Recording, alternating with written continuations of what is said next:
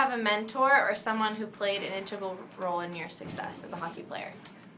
For me, I think a lot of it was my family. I think growing up, I had such a great support system that my older brother was actually in hockey first, and then my sister and I joined later on after figure skating for a whopping 2 months, so it didn't last long. But I was very fortunate that my brother was always really supportive of me and was willing to go out and do some extra little sessions, whether it's just some open stick time at the local rink, and he was proud that his sisters played hockey at a time where I think girls didn't play hockey. So he easily could have been like, why are you playing hockey and being embarrassed by it? So I was fortunate for that.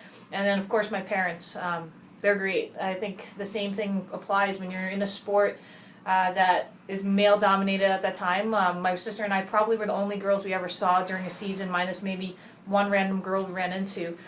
They had to probably deal with a lot of pushback from other parents and hearing comments here and there, but they believed in opening doors for us versus closing them. So I was very fortunate in that. Okay, great. Was it always your goal to play for Team USA? No, it wasn't actually, because when I was growing up, that wasn't an option.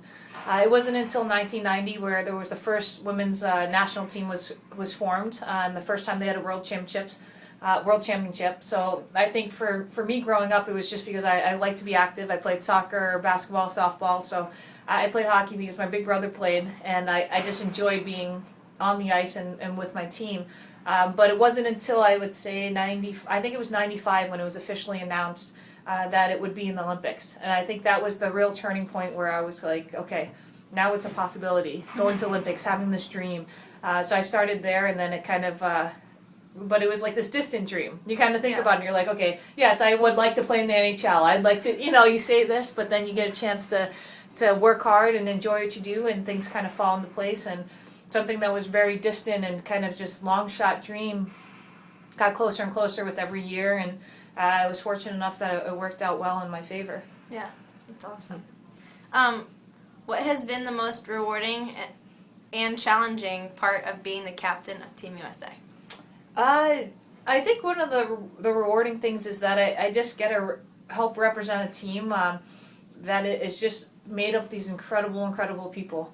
We're all very different in a lot of ways, and sometimes we bicker like sisters, and sometimes most of the time we're like a family that just supports one another. But I think the great thing is that you get to be with these incredible women and represent the United States and international competition. So I think that for me is a very humbling honor. And I think one of the challenging things is, for me, I think I'm always kind of like more the positive one. I like it when like things are going well, when it's going smoothly. Like that's the easy part. So I think where I'm always challenged is, facing things where things aren't going as well, and needing to address different issues or be a little bit more confrontational. I think that's the role as a captain and as a leader on the team, that you need to be able to balance, knowing that, okay, whatever decision you make or whatever comment you make, knowing that it's the right thing for the program and the voice of the team, you might get a little backlash. And being confident enough and comfortable enough to have those conversations. I'm still kind of growing into that part of it, but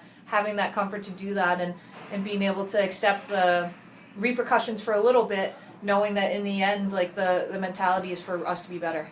Yeah, okay, great. Do you have a team philosophy and an individual philosophy? Our team philosophy is, for I guess this last quad we call it, from 2010 to 2014, we have a couple kind of themes. One of them was become better.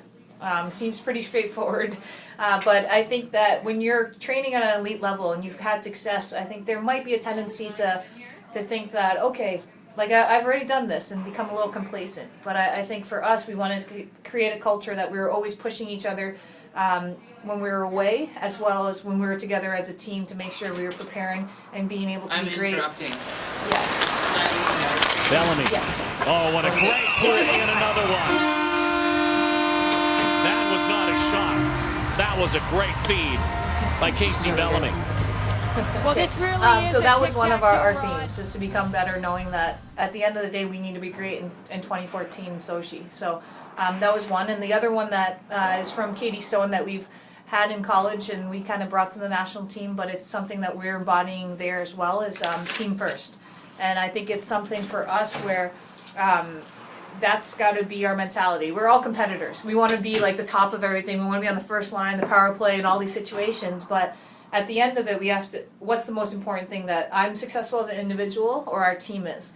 And I think that mentality had to, we've had to kind of cultivate that over time. And now we're in a place where we kind of say that as individuals, we got to make sure we do everything in my power so that our team can be successful. Not so I can be successful, but our team can be. So I'd say those two are kind of our main mantras. Team first, and then become better. And a lot of that self-responsibility as well as team responsibility. Okay, that's awesome. So what did you have to give up to follow your dreams? Like, talking about sacrifices. Mm-hmm. It's funny because I think about my life, and I think a lot of it is more like, I don't like to always call them sacrifices. I kind of like to call them just choices. I think we all are kind of given opportunities. We could choose to take it, or we could choose to not and take a different path. And so for me, like, my choices, like, I guess one of them was when I first was joining the national team. I was a senior at Choate Rosemary Hall, and I had just been elected president of the school, and was going to be captain of the different sports the following year.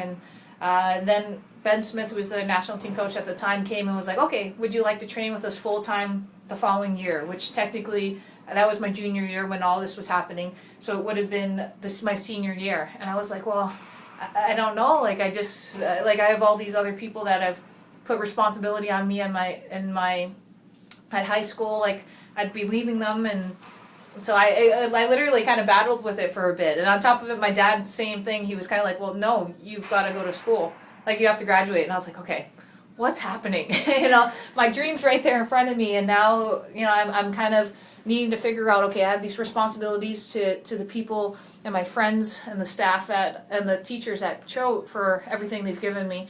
But then I also have this great opportunity in front of me to be on the national team. And so there was a lot of, communication with a lot of talks we had, and I ended up going with the national team, and I got such a great support from the people that were at Choate for that, and I was really fortunate. Other than that, I think maybe choosing to be a little bit more disciplined on the weekends when, when other people might be out and about late. Like, I think that as an athlete, you kind of make the decisions of what am I going to do to treat my body the best I can so that I can perform well. And the things I put in it, the rest I get, the different ways I might stress my body and just being involved in way too many things. So I think for me, it's making decisions to sometimes calm down my life a little bit more at times where it's going to be important for me to perform well for my team. Okay. When you were at Harvard, how were you able to manage your time to succeed in school as well as continue to improve at hockey? I think part of that was from my parents when I was young. They always emphasized that I was a student athlete. I was never just an athlete and not even just a student, because that they wanted the balance in my life. They wanted me to be able to learn the different skills and learn the different lessons from the athletic field as well as the classroom. So I think when I was younger, they'd say, like, I'd want to just, like, literally get home, run out the door, and go play with my friends. And they'd be like, no, like, you got to finish your homework before you can go to practice or before you can, go run around with everyone in the neighborhood. So I think just having that precedent set when I was younger, and even though sometimes I begrudgingly did my homework, it was one where I think when I got to high school, because Choate's a, very strong academic school, that I was able to find that balance, and I wanted to do well in the classroom. If I didn't do well, then I took that personally, and I was upset about it, because that's how well I wanted to do, as well as on the athletic field. Obviously, as a competitor, I want to step out there and win every time, or be one of the best.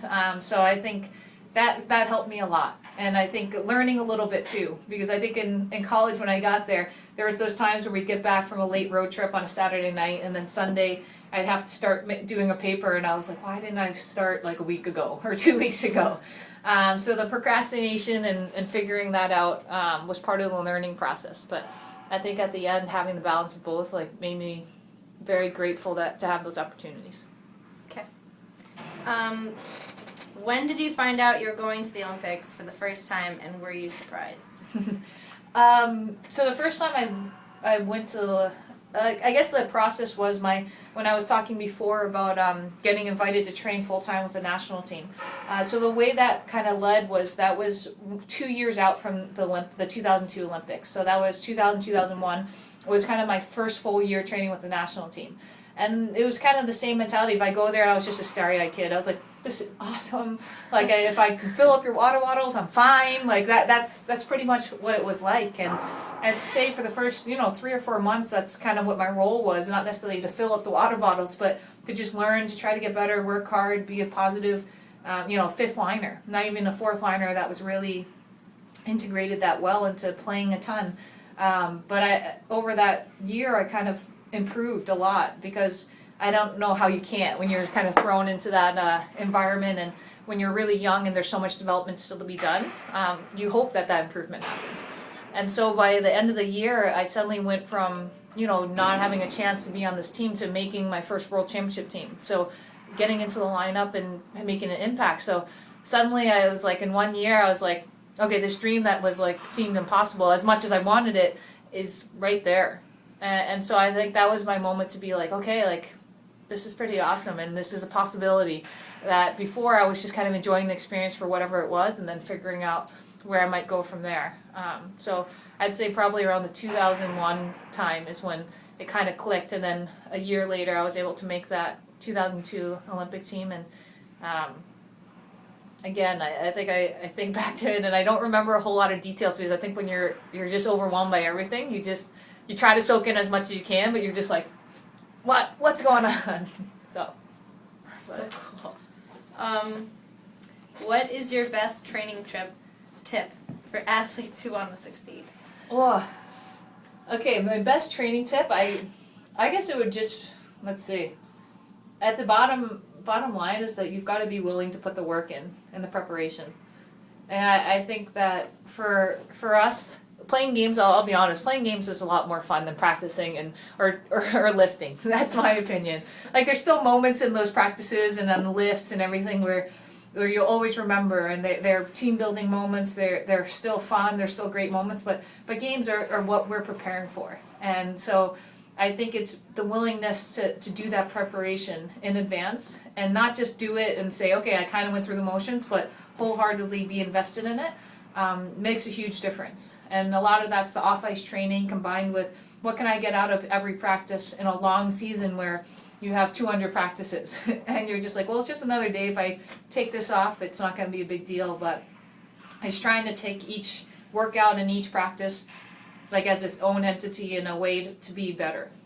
Okay, that's great. And last year, so the Olympics are next year, and then what? Do you have any plans? I think my most immediate plans is to make sure I do everything possible to make that Olympic team. I think that I've been fortunate to be on 3 Olympic previous teams and one of the captains in recent tournaments. But I think the reality is when it comes down to it, they're going to take the best players that are performing the best at the time. And so I've got to make sure that I'm not kind of being complacent and resting on what I've done in the past, but continuing to improve and to be a player that can help make an impact on the team, as opposed to maybe just squeaking by and being on the team. So for me, it's preparing the next little bit for Olympic tryouts, and then from there, hopefully making the team and getting a chance to go to Sochi. And then after that, I don't know. That's the long about answer, is that I think I'm trying to enjoy the moment, and then from there kind of figure out where I might lead. But I definitely enjoy coaching a lot. So I would think that in some capacity I'd be involved in coaching, whether it's at the NCAA level or whatever other opportunities in the coaching realm might come up.